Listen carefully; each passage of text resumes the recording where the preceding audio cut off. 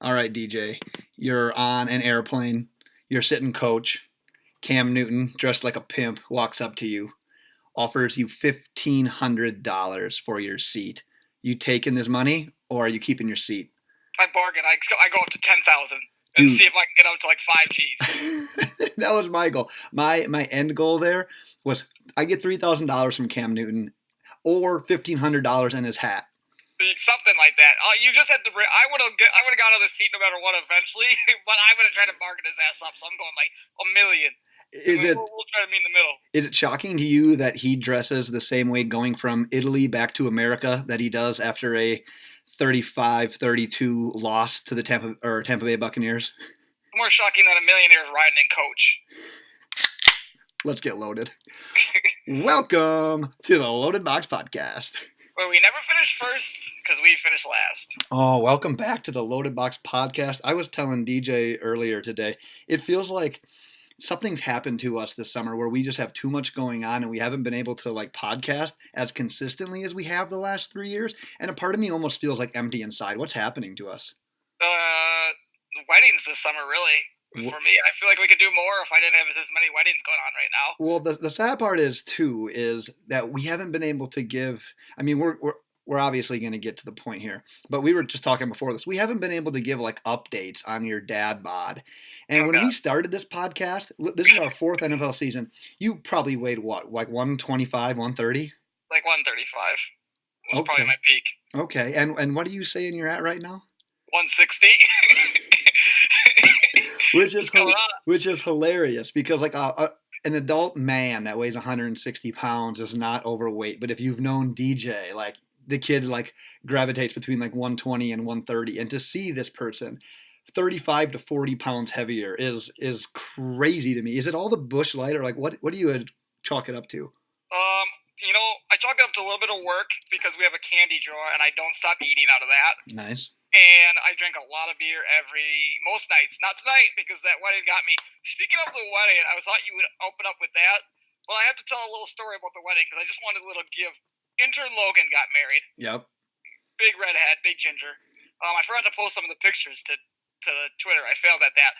Anyways, so we were sitting there up at the head table, just, minding our business. At one point, I actually had a beer, a Captain and Coke, and a champagne that I was drinking out of. Triple fisting. And while I have that up there, these people come around with the option of something and milk. It was like water and milk. And I was like, oh my God. I thought I had walked right into the McPoyle's wedding. If you're always Sunny fan, you know what I'm talking about. The McPoyle's wedding, I was ready for bath salts and people's face to be eaten off when that milk showed up. Which wouldn't have been all that shocking, being that Logan is who he is. Yeah. I know he's listening to this and he's probably really offended right now because we make fun of him every time possible. But we're going to continue to keep the intern tag on. Congrats to intern Logan on getting married. The rest of your life, basically, as you know it, has been changed, and you don't even know it yet. So one of his jokes. I'll give one more tidbit. He did stand up and say, "When I met my wife, I was incomplete. Now I'm finished." That was a solid line. That was solid. That is good. I can appreciate that one. Yeah. Nice. Well, besides intern Logan getting married, we are back. We are continuing. We are our segment of We Are Not Freshmen Anymore. It's our 2019 second-year NFL players and how we think that they are going to factor into fantasy football this upcoming season. Today, we are discussing running backs and tight ends. If you missed our last episode, we did quarterbacks and wide receivers with Christopher Hopper of the Beer Fueled Fantasy Football Podcast. And DJ, I know, and the audience that have been with us in the past know that you despise the tight end position, especially when it comes to fantasy football. So I have decided that I'm going to just sneak in and bleed in a couple of these tight ends. So we're going to mainly be talking about running backs, and you're not even going to know it, but we're going to end up talking about a couple of tight ends along the way. Are you ready for this? Tight ends don't exist. No, not in your world. Well, let's just jump right into it with the, I'd call him the elephant in the room, but he's more so a giant. That was a terrible pun joke, but hey, I can't hit a home run every time. Every once in a while, I got to bunt the guy over. But second-year running back, Saquon Barkley, RB1, going as the first pick overall in drafts. safe to say, if you have the first overall pick, are you taking Saquon? Probably more likely than not. With the questions on Todd Gurley's knees with the arthritis, seeing how much action he got last year, how good he was, even though you didn't realize how good he was going to be. And the fact that he's going to just have to take more beating at this point now that Odell's not there. It's just going to be the Saquon. It already was the Saquon show. Right. Now it's just like he is the offense. He's the quarterback. He's the wide receiver. He's the running back.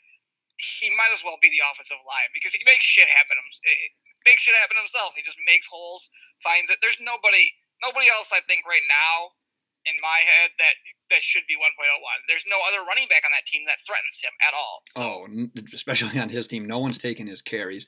The great thing about Saquon, besides what you had said, is he is like the modern age, the new age running back, where if you can't get it done on the ground, if your team's out of the game and the running game's going to be taking a backseat to the pass game, he's going to be out there. He's going to be a factor. Like, you saw him step in from day one and was instantly like a stud as a pass catcher as well. So if you're getting half point or full point, it's hard to go against Saquon.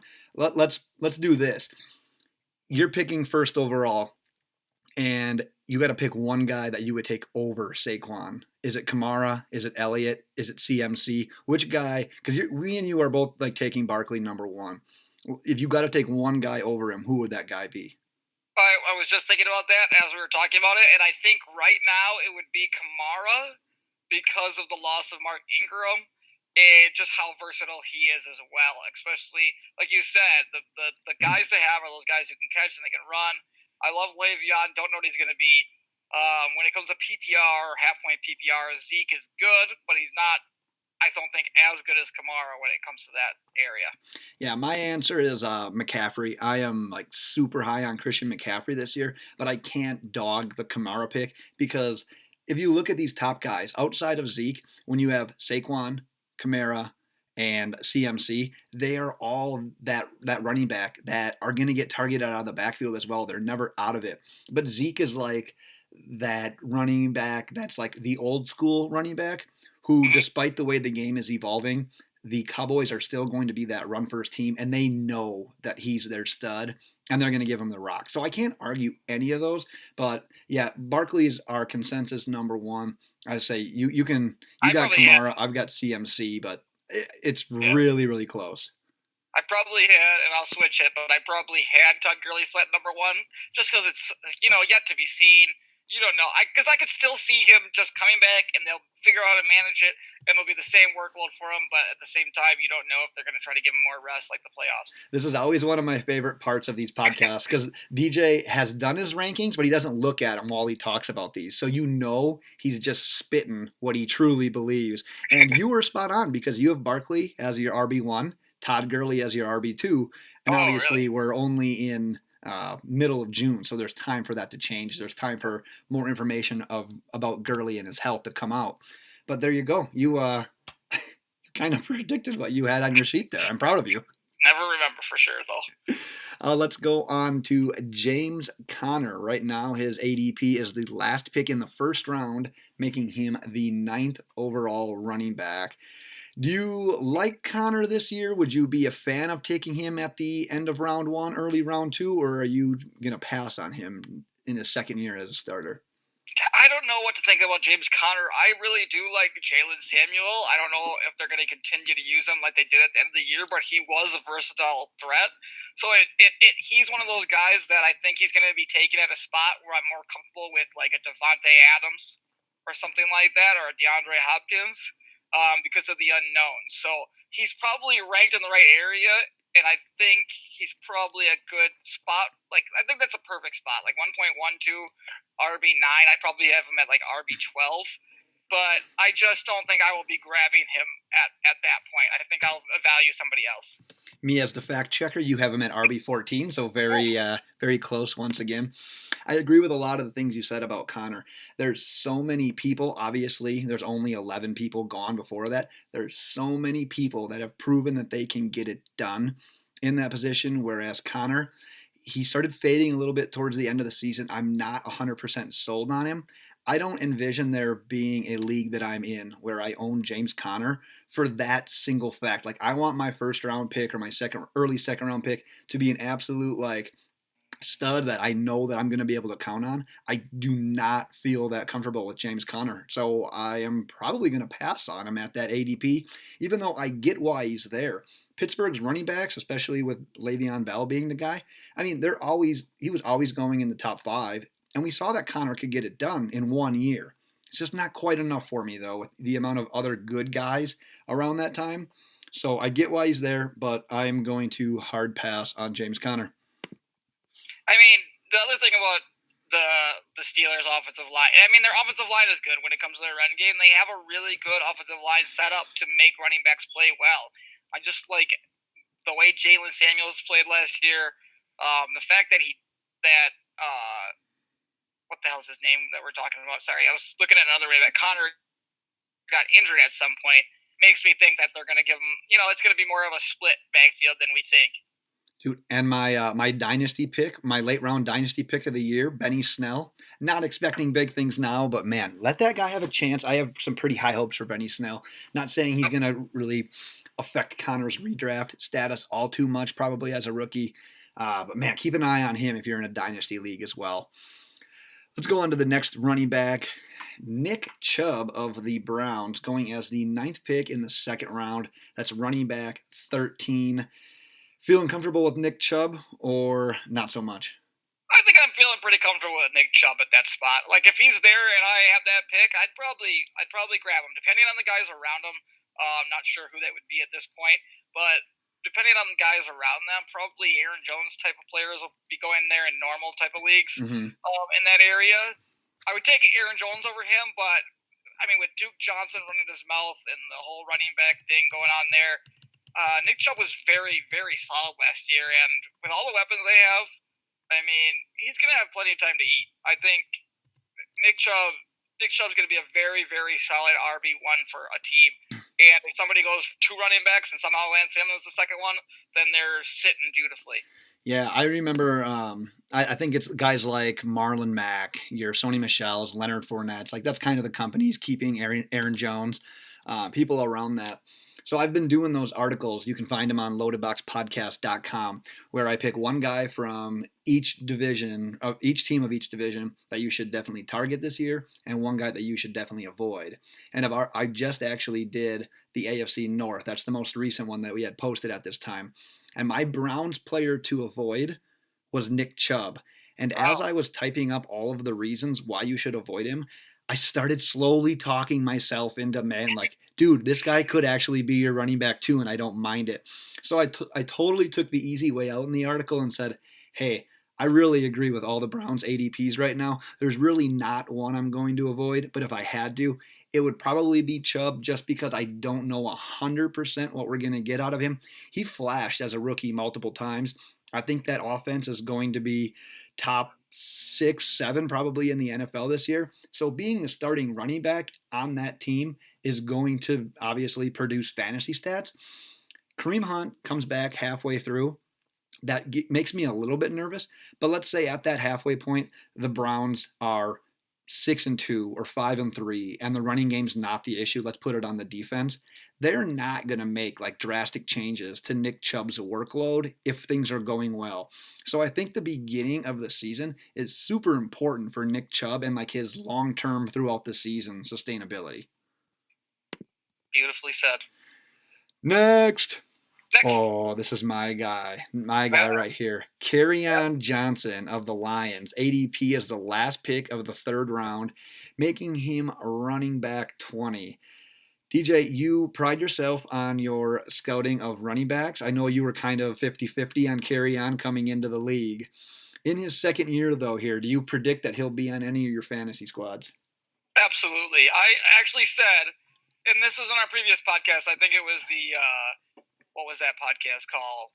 Where we were we were putting the Would You Rather, based on ADP. Yeah, the Would You Rather guys. And I calculated Kerryon Johnson's numbers out. And I don't remember exactly what they were, but I remember if he had played a full season based on his average amount of points, he would have finished somewhere around 12 or 13 running back there. And he's going RB20, the last pick. right now in the third round, Yep. I would break my arm reaching for him.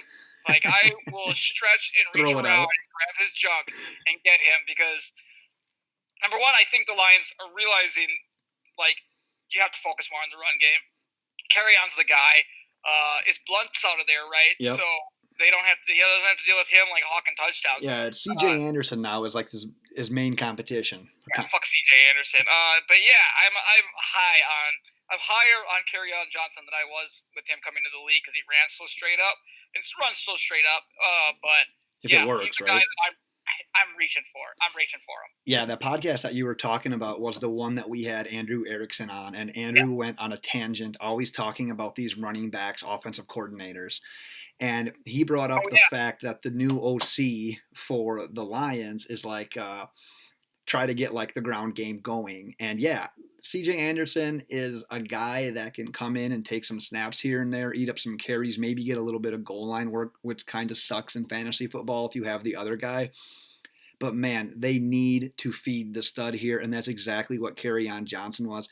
Like you said in that podcast, you extrapolate those stats out, and Kerryon Johnson as a rookie on a team that doesn't commit to running the ball really compared to a lot of the other teams was on pace to be a stud. So yeah, my love for this guy coming out of college has carried over to the NFL. I already have him in a keeper league. I already have him in a dynasty league. I'm in 6 redraft leagues. My goal is to get him in 3 of them. I am going to try to get this man and just pray that he doesn't get injured. That's probably the one thing that would hold him back the most. That's an obvious statement because that would hold anyone back. But yeah, like you said, the Detroit Lions need to try something different, and that's probably getting a stud like this involved heavily. Yeah, it's actually – so yeah, their offensive coordinator is Darrell Bevell, who – was with the Seahawks, with the Vikings, and he was a quarterback coach with the Packers way back when. But obviously he had Adrian Peterson at one point. Then he had Marshawn. Guys going to run the ball. Right. So, right. Yeah. To start off this podcast in our intro, before we actually really get going, we talked about Cam Newton being on a plane. And speaking of the Jets, Chris Herndon is their second-year tight end. His ADP is the first pick in the 14th round, making him the 19th best tight end. DJ, I know you're not drafting tight ends, but say one nice thing about Chris Herndon.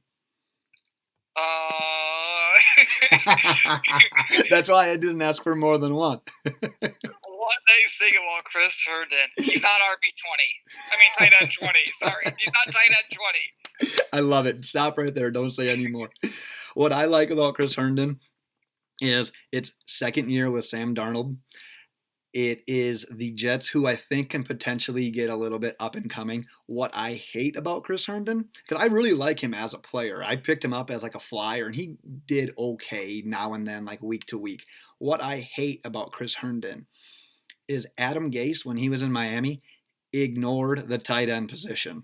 Like totally ignored the tight end position. It was not a thing. So with that, I want to tread a little bit lightly on him. The nice thing is, unless you're in a league where you're drafting 2 tight ends, he's likely going to be a streamer guy only. So keeping it short, just pay attention to this guy. Maybe if you're looking for a waiver wire ad at some point, if the guy that you drafted isn't going to get it done. See how I bled that in there real nice for you, DJ? I hated every second of it. Oh, it's good. It's going to happen like twice more. Just spoiler alert. Let's move on from Kerryon Johnson to the guy that I loved coming out of the draft last year to the running back that you loved coming out of the draft last year. And that was Sony Michel. His ADP right now is the 5th pick in the 4th round, RB21. Safe to assume that you're probably targeting him, but why are you comfortable with him as your team's RB2? Here we go. So this is the Sony Michel problem here. It's early, right? It's the summer. It's still June. It's the dog days, I like to call them. Look for my article to drop hopefully next week, dog days. I have it on record now, so I think I have to do it. Anyway. We're holding you to it now. Anyway, Sony Michel is being hurt because of arthroscopic knee surgery? Because he's hurt. Yeah, because he's had surgery, right?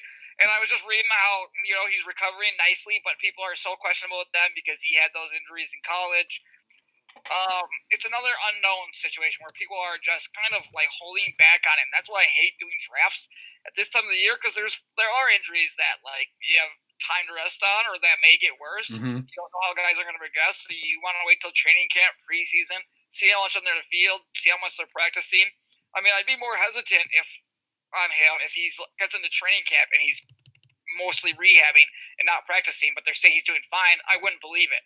I want to see him on the practice field. So it depends. Again, this is a cop-out, but I understand why he's going there right now, but I think if he's completely healthy, like I've always said, like I said last year, there's a reason Bill Belichick drafted him where he drafted him, because he's going to use him. So he's not going to waste a guy who's young, because after Belichick's done with him, after his contract's over, he'll probably just kick him to the curb because he doesn't need him anymore at that point. So might as well use the shit out of him now. So I'd probably bump him up to mid-third round if he's looking like he's a full go come preseason. When that issue about his knee came out, I don't remember exactly when it was, but recently, it instantly took me back to last year, because he had a knee issue or a leg issue at some point then, and you had him ranked so high, and everyone, like fantasy Twitter, was just like, drop Michel, get Burkhead, get White. And while James White was a great running back to have, Sony ended up proving like, hey, it doesn't matter. Remember when he fumbled in training camp? Yeah. Everyone was like, oh my gosh, Bill Belichick's never going to play him. No. Guess what? We're the only reason we remember that is because we're idiots. We just love fantasy football and this stuff too much that's what sticks in my head. I can't tell you like all 9 planets or whatever, but I can the order of them anyways. Is there 9? I don't know. I think that was when Pluto was included, and it's not anymore. It's a star or some shit. I don't need to say any more then. Okay, so going back to those articles I was talking about, I did the AFC East one as well, and Michel was my easy pick for the Patriots. Listen to the numbers he put up in 3 postseason games. Divisional round, 24 carries, 129 yards, 3 touchdowns. AFC Championship game, 29 carries, 113 yards, 2 touchdowns. Super Bowl, 18 for 94 and a touchdown. That's 6 postseason touchdowns. 71 carries. This guy can handle the load. And like you said, Bill Belichick is going to use his guys while they're studs. And hey, probably when his contract comes up and running backs age fast nowadays, see ya. Draft him while you can and be super comfortable with him as your RB2 this year. Can I tell you, speaking of like how our dumb brains work because we love sports, right? Right. So we do this trivia at work, and I don't know shit about history, so I look like this idiot all the time. And the only things I ever know is because of sports. Today it was like about ships, and the question was like ship that got sank in Pearl Harbor or something like that. I can't remember. But the only reason I knew of it was because every year college basketball plays on the ships, and I knew that USS Arizona was one of them. Yep. And I knew that answer because of college basketball, not because I fucking studied history. It's ridiculous. My brain, that's how it works. Like sports is how I learn any history. That's how I remember dates as well. Like someone asked me recently, like when the O.J. Simpson thing happened. I was like, well, it was during the NBA Finals, so I knew it was in June. Like all that stuff. That's how it works, man. Yeah, like I can multiply 7 by almost any number just because of football.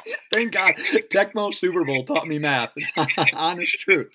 It's wild. It's wild. Like I can you can do like 8 times 5, and I'd be like, fuck. But you do 7 times 6, I'm like 42. Let's go. It's money every time. Wait, did you just say 6 times 6 was 42? That's 7 times 6. Oh, I wish you would have fucked that up somehow.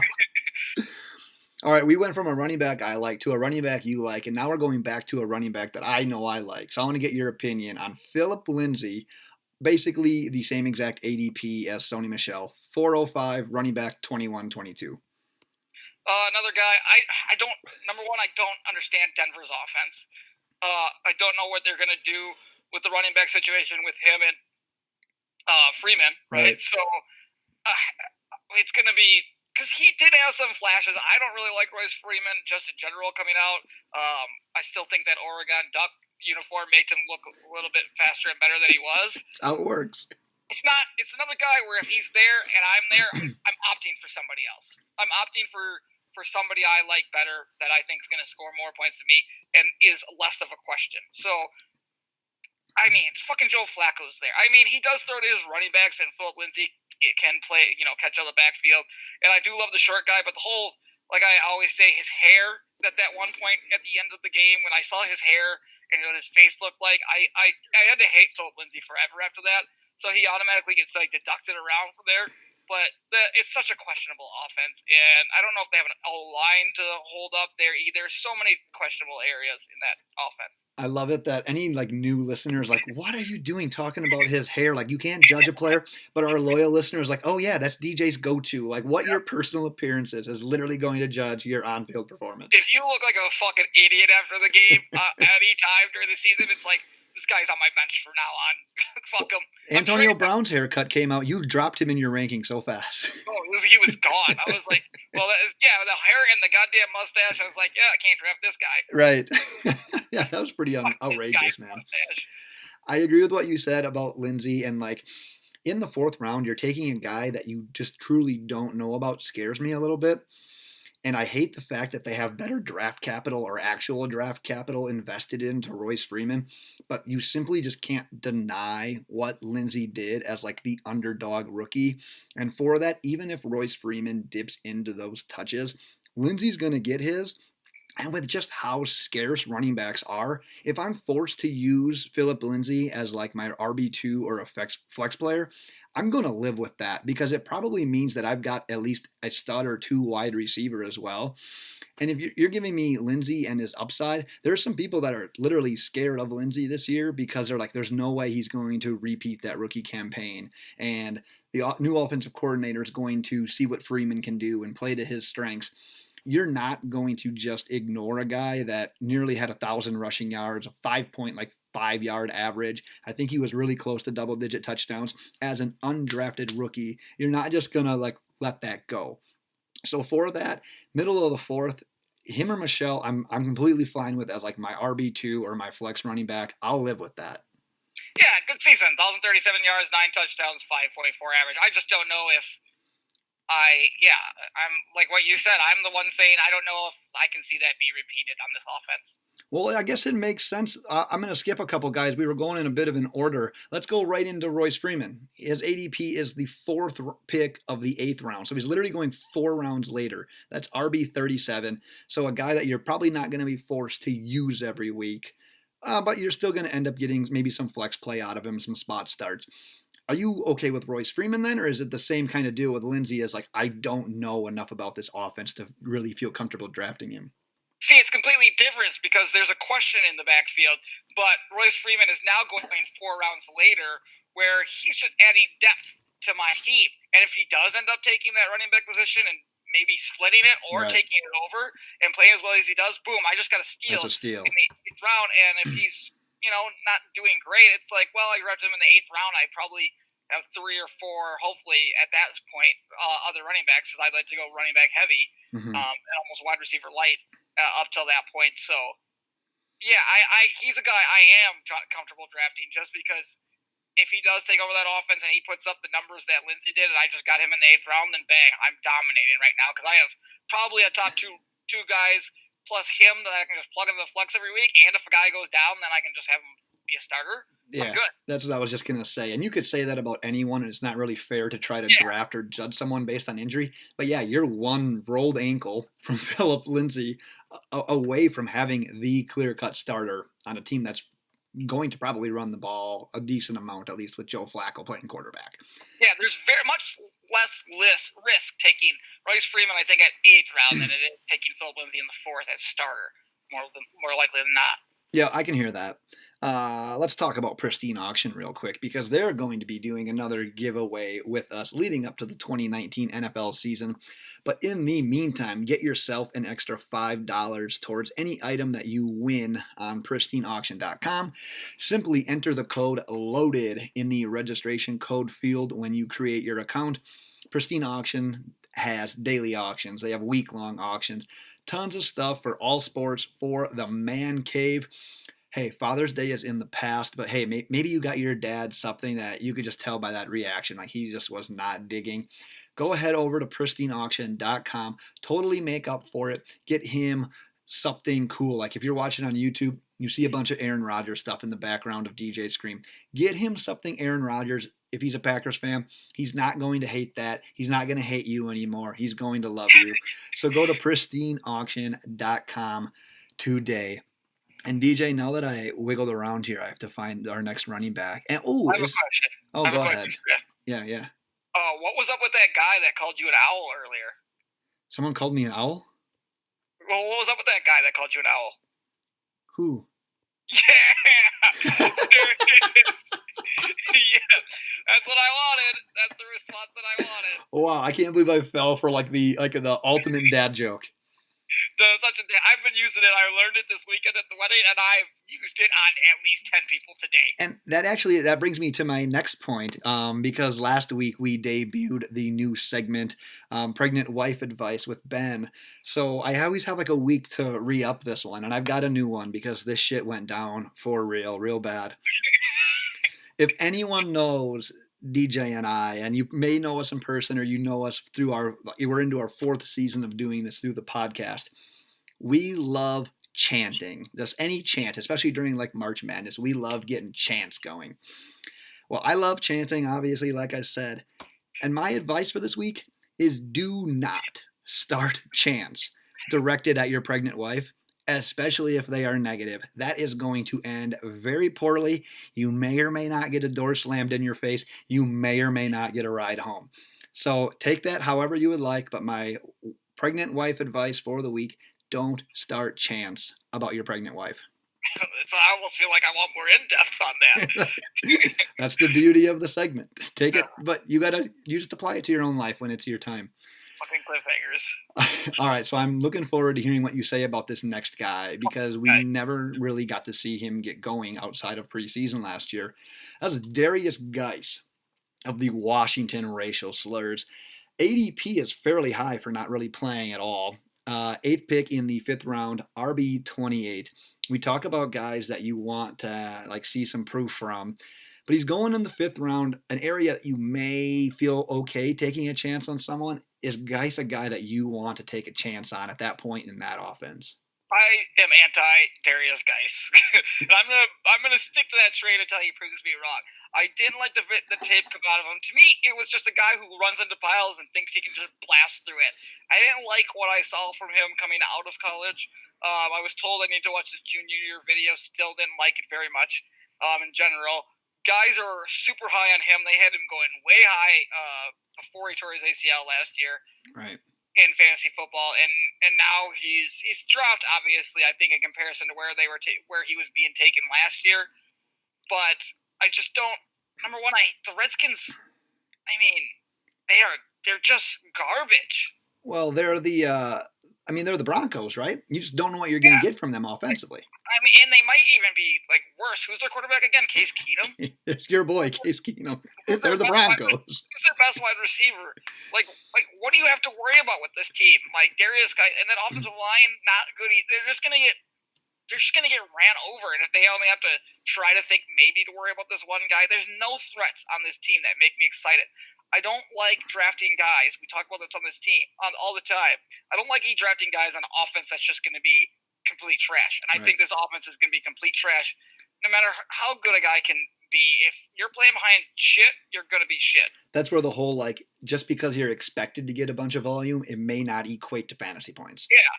Guys are garbage time. It's no, a team's not going to just learn how to pass because it's garbage time. They still just can't pass. Right. If anything, it gets worse. Yeah, I'm doing a hell of a job hyping up those articles I've been doing because I actually wrote about Darius Geis in the NFC East version. By the way, just go to that damn website, check out all of these, and you can hear me say it twice. But I literally had to pick Darius Geis for the Redskins because there's not a soul on that team that I felt comfortable drafting in fantasy football. For how much I want to like Jordan Reed, man, I've burnt my finger too many times on that one. I just can't do it anymore. You just know what that's a guy that's going to be questionable every single week when you need to count on him. So I had to throw him out, and I actually selected Geis as the guy that I would take for the Redskins for the sole fact that there was no one else that I felt even comfortable with. And you said it, last year his ADP was out of control. There were people he's the volume guy. He's going to step in from day one, be the guy. And we've seen it back down a little bit because he didn't get to put out any tape last year and he's coming off of an injury. So push comes to shove. We're middle. We're late 5th round. There may be a chance I take a flyer on this guy just in case. Like I could be wrong on this one and I sort of like him as a player. But more often than not, I'm going to let him be someone else's headache. Even the fact that, like I said, I picked him for the Redskins because I had to pick somebody. And I don't feel terrible if Geis is on my team, but he's not a guy that I'm going to seek out and say, hey, I'm going to take this guy a little early, or if he's there with his ADP, he's still on the board. I'm not just taking him for that sole purpose. Like I can't get behind that. I forgot that they took Dwayne Haskins too, but yeah, that's way too much of an unknown though right now, you know. It is. I was like, who's their quarterback, blah blah blah, but I forgot they took Dwayne Haskins because they're so unforgettable. They're just so unforgettable. Not only are they unpredictable, they are unforgettable. No, they're forgettable. They're so forgettable. So forgettable. So Darius Geis is like a sweet name. It's Darius and it's like juice and it's like guys, but it's Geis. That's an awesome name. You know, 2 boring names is Mark and Mike. That's 2 tight ends. It's Mark Andrews and Mike Gesicki. You got to pick one as your team's backup tight end in the event that you're going to select 2 tight ends. Who are you going with of these second-year wonder tight ends? Mike Gesicki. Are you going to add any comment to that? I mean, Lamar Jackson's fucking trash, and Josh Rosen's the Rosen one. He's going to ball out this year. Yeah, I'm not going to spend a lot of time on this because it's guys that aren't really going to factor too much into redraft leagues. At that point, I'm probably okay with either. The thing that I do like is now that Gase is gone, they said in Dolphins training camp, the tight end position is being targeted more than what they're used to seeing over the last couple of years. So that could bode well to Gesicki. He actually was like one of the top performing tight ends in NFL Combine history. So his athleticism is phenomenal. It's just putting it together on the field and having opportunities. So I guess I really wouldn't mind either. But for listeners' sake, we're going to move on to the next running back, which is Rashad Penny, going as the 2nd pick in the 7th round, running back 32. We saw some flashes out of him last year, DJ. You comfortable trying to make him part of your fantasy team this year, or are you just thinking that there's way too much uncertainty? Chris Carson's the guy. I'm going to let Penny be someone else's issue. It's tough because the Seahawks ended up running the ball more than any other team in the NFL last year. Yep. That's something you have to like for running backs. Rashad Penny, he showed his flashes. Chris Carson was the main guy. I think Chris Carson's the guy you worried about when it comes to injury as well. So again, 7th to 8th round, he's probably a guy I feel comfortable adding depth with because of how much they run the ball. I mean, even if he's not the main guy with how much they run the ball, Chris Carson's going to get blows. Rashad Penny looked good, and they're going to get him. He's going to get carries. They run the ball a shit ton. So it might not know which game it is that he busts out and dominates, but there's going to be games where he has 100 yards and a touchdown or 2. And maybe he'll end up being the guy that they like. They drafted him for a reason there. But I think he's one of the guys I do feel comfortable adding depth to later. I don't know if... I think 7th round's fair, just because of how much they run. They run the ball so much. Right. It makes them so much more attractive running backs in that offense. And especially with the prospect of injury running that much, got to have a guy like that on your team. If you remember from last year, Seattle was struggling to really find like an identity. They couldn't get it going on offense. Once they committed to running the ball, like they became a good team, and in turn the defense got better. They just turned into a more complete team. I think they're going to try to build off that blueprint. And yeah, Doug Baldwin was never, when he was playing, he wasn't 100% last year.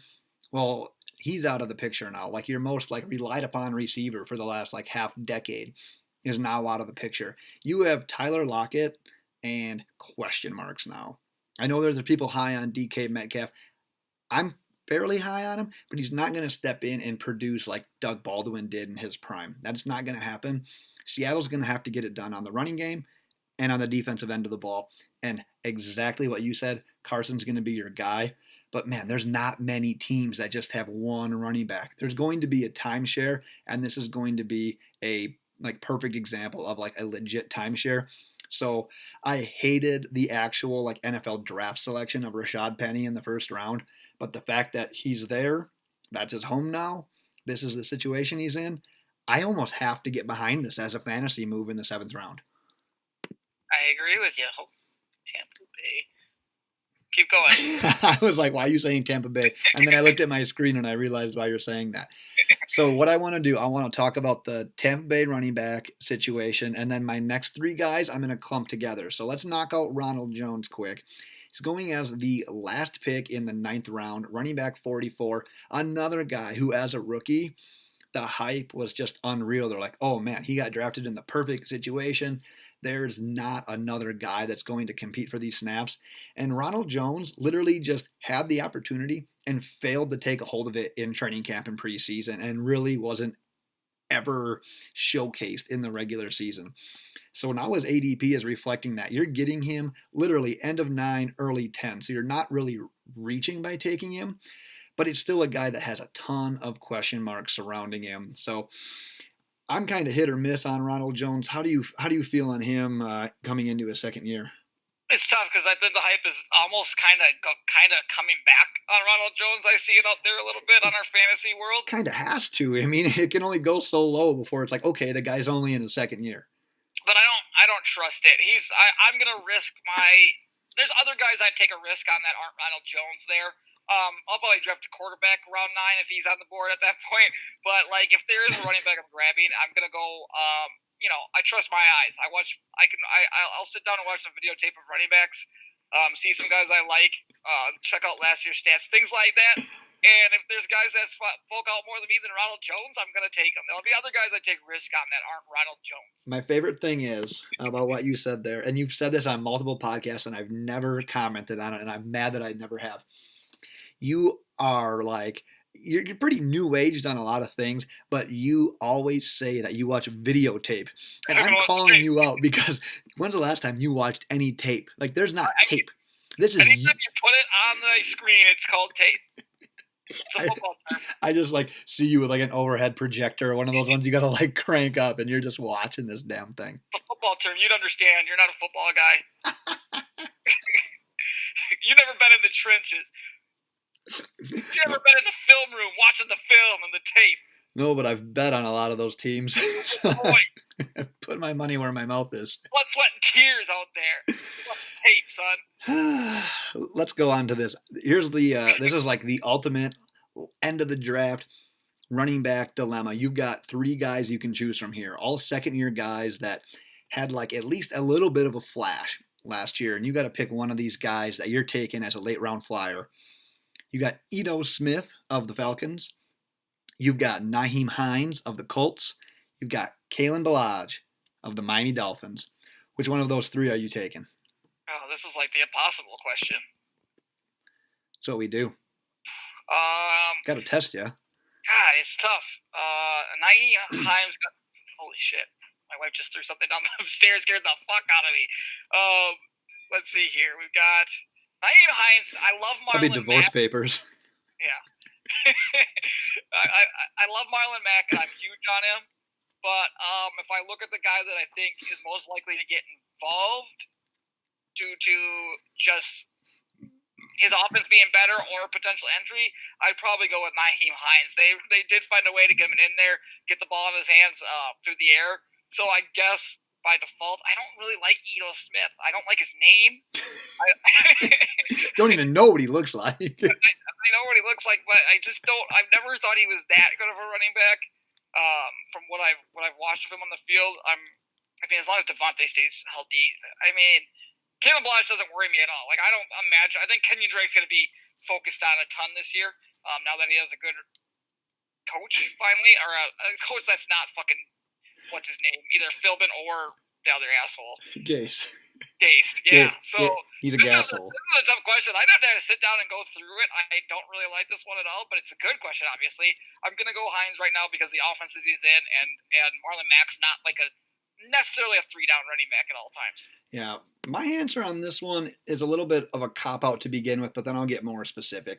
I'm actually okay with any of these guys as like a late round flyer. All of them have ADPs ranging from the middle of the 11th to the very end of the 13th. So you're just taking a chance kind of at this point anyways. But What have we seen in Atlanta's backfield literally since Devontae Freeman and Tevin Coleman coexisted? We saw a split. Tevin Coleman was given carries in that situation. Tevin Coleman was fantasy relevant, mid-round fantasy relevant for a couple of years there. And we saw when Freeman got hurt, which I don't want to label him as injury prone, but that's kind of been his MO the last couple of years. Ito Smith came in as a rookie and had a couple of decent games. He was a waiver wire pickup guy at a couple different points throughout the season last year. I'm not saying he's going to come in and just lead your team, but if you're getting him in the 11th round, he's the number 2 back now behind Freeman, who I really like. I kind of want Devontae Freeman in some leagues this year, but if I get him, I'm pretty sure I want to add Ito Smith just because it kind of feels like when a running back gets hurt, that's how their career slowly goes down. It's just a tread downward. And if it happens again, I don't want to be in a battle with someone trying to get his replacement. I want to scoop up Ito Smith. So while I'm fine with any of those guys, I like what I saw out of Hines last year. Word is Ballage is going to get not a 50-50 split, but he's going to cut into Drake's carries, his touches at some level. But Ito Smith just feels like more of a thing that isn't going to put up boom weeks, but if I'm in a crunch situation, I think he's most likely to actually produce real points on a consistent basis. Do you know what MO actually stands for? I actually have zero clue. It's something like modus operandus or modus operandi something, and it's I'm just from the sound of it, it's mode of operation or something like that, or method of operation. But it's something like that. I had to look it up one time because I was curious. I was everybody says my MO, but I don't know what it is. Throw that on the list of words that everyone uses, but no one knows why. You just know what the situation where you can use it. I needed to know. Because that's when you say it's their MO, it's the way. It's something that's been attached to them or something, it's the way they do something. So I'm what the fuck does MO mean? So I looked it up. And we're also those are the last players, but since you brought that up, it made me think. This is episode, I believe, 202. We both did groundbreaking things here. You, I don't believe, said the words Aaron or Rodgers. I was about to do it. And I didn't say... what's the word that it starts with a D? Oh, differ. I didn't say differ or differentiate. Defer.